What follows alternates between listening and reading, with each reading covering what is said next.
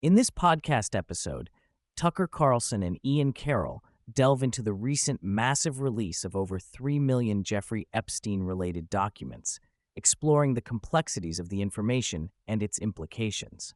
The conversation examines the enigmatic references to pizza within the files, the origins and realities surrounding the Pizzagate conspiracy theory, and the broader context of a potential global criminal network involving sexual abuse, high-profile individuals, and systemic cover-ups. The discussion also touches upon the interplay of politics, law enforcement failures, and the unsettling prospects of entrenched corruption in American institutions. The recent release of millions of Epstein-related documents by the U.S. government revealed an extraordinary mix of information, ranging from credible evidence to potentially fabricated or fantastical content.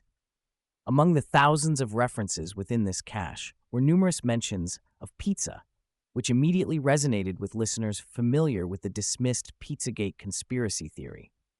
These emails and text exchanges, some between Epstein and notable individuals, such as his urologist, feature strange dialogues about pizza and grape soda, phrases which evoke suspicion that they might serve as coded language for illicit activities involving minors. The podcast highlights one particular text where Epstein's physician sends a message suggesting that after taking erectile dysfunction medication, Epstein should wash your hands and let's go get pizza and grape soda, fueling doubts about the innocent interpretation of these terms. Ian Carroll emphasizes the incongruity of such food choices among health-conscious adults and the frequency with which these references appear, arguing that the overwhelming number and odd usage of pizza cannot be dismissed outright as mere coincidence or benign remarks. Ian Carroll provides a detailed recap of Pizzagate's origins, starting from the 2016 WikiLeaks publication of John Podesta's emails. Within these hacked documents were cryptic discussions mentioning pizza, hot dogs, and children in contexts that many found unusual and disturbing, especially because some of the references involved children in their early youth. A particular focus was laid on Comet Ping Pong, a Washington, D.C. based pizza restaurant frequently cited in the emails and suspected by some online communities to be a node in a trafficking ring. The podcast explores the strange and inappropriate imagery and comments linked to this establishment's social media accounts, along with its connections to significant political figures and organizations.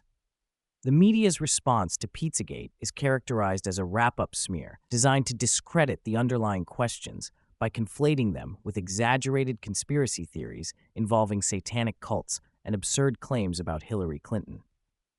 This backlash also coincided with a violent attack on Comet Ping Pong, an incident which discredited many legitimate concerns and effectively silenced serious inquiry for years. Carroll stresses that while many aspects were distorted, numerous genuine, unanswered questions remain surrounding the initial disclosures. Tucker and Carroll express astonishment that despite the explosive nature of the new documents and the specificity of certain exchanges, especially the texts involving Epstein and Dr. Harry Fish, no federal law enforcement officials appear to have publicly questioned or interviewed key individuals. Carroll highlights the absence of basic investigatory actions, such as simple interviews to clarify suspicious statements, which should be routine in a just legal system. This failure contributes to public frustration and suspicion of a large-scale cover-up. The podcast critiques official responses from DOJ figures like Kash Patel and Pam Bondi, who have consistently downplayed evidence and dismissed the existence of broader conspiracies or accomplices.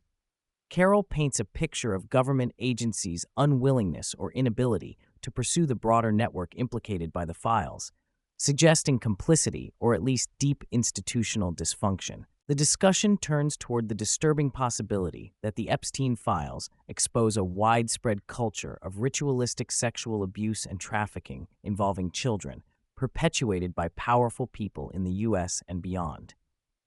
Carroll acknowledges how hard it is for the average person to comprehend this level of depravity, especially when it implicates elites far removed from everyday experience. The episode also touches on the presence of fake or manipulated materials within the files, illustrating the need for careful scrutiny, but warning against dismissing the entire trove because of some fabricated elements. This acknowledgement underscores the complexity of separating truth from misinformation in the ongoing investigation and public discussion. The podcast explores the intertwined nature of Epstein's network with prominent political figures. Carroll cites awkward and contradictory statements from individuals such as Howard Lutnick, Peter Thiel, and Elon Musk, highlighting discrepancies between public denials and private communications found in the documents. The involvement of people from both the Democratic and Republican parties shows that this issue transcends typical partisan divides. The conversation also points to troubling obfuscation by law enforcement and government officials, notably Bill Barr and Mike Pompeo, whose silence or misdirection invites suspicion about protection and suppression efforts surrounding the Epstein case.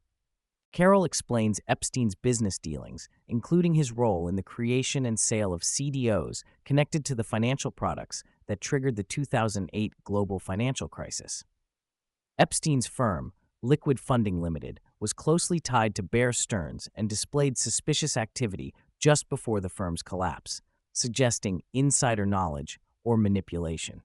This financial entanglement illustrates Epstein's deep integration into powerful sectors and his ability to operate within and influence significant global events. The episode further notes that Epstein's files contain discussions about provoking geopolitical conflicts like the war in Ukraine, reflecting the vast scope of influence and corruption. A substantial part of the conversation is devoted to the erosion of faith in American democratic and justice systems. Carroll reflects on the trauma experienced by younger generations who grow up learning that their country's institutions may have been deeply compromised by corruption, cover-ups, and manipulation. The failure to hold Epstein's network accountable damages the foundational idea of equal justice under the law, creating a profound crisis of legitimacy. Tucker and Carroll ponder whether the system can endure if citizens continue to lose trust and accept the normalization of criminality and abuse by elites at the expense of the vulnerable. Both hosts stress the importance of careful, evidence-based inquiry amid the torrent of released information. Carroll advises individuals to rely on primary sources, such as the official DOJ Epstein archive, justice.gov/Epstein, and to cross-reference claims made on social media or by commentators. They caution against hasty conclusions based on sensational or unverified claims and emphasize the months or years it will take to fully analyze the data accurately. Carroll discusses his own work on developing AI-driven tools to help journalists and researchers navigate and interpret the vast volume of documents more effectively. Among the many leads worth pursuing, Carroll highlights Epstein's and his associates' obsessive interest in genetics, biotechnology, cloning, and potentially transgender-related matters, suggesting a disturbing attempt to manipulate or improve human life that borders on the supernatural. This area remains largely unexplored but merits serious attention.